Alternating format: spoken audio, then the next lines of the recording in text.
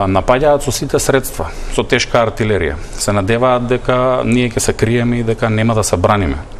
За наша среќа не сме почнали ниту да се браниме, а камоли да напаѓаме. Денот кога ќе одлучиме како ќе ги нападнеме, ќе биде денот кога исти овие 300 луѓе ќе одлучат да го повикаат народот на улица, доколку не почитуваат онака како што заслужуваме. Сметаме дека во една демократска држава, во едно демократско општество, во една демократска избрана влада, треба да ги почитува представниците на работниците без оглед на тоа дали сме убави или не сме. Треба да ги почитуваат представниците на работниците и покрај тоа што не им се допаѓа тоа што го зборуваат, а тоа е потреба од зголемување на платите. Денеска политичари не напаѓаат за тоа што бараме плата. Се надевам дека нема да биде обратно ние да ги напаѓаме политичарите.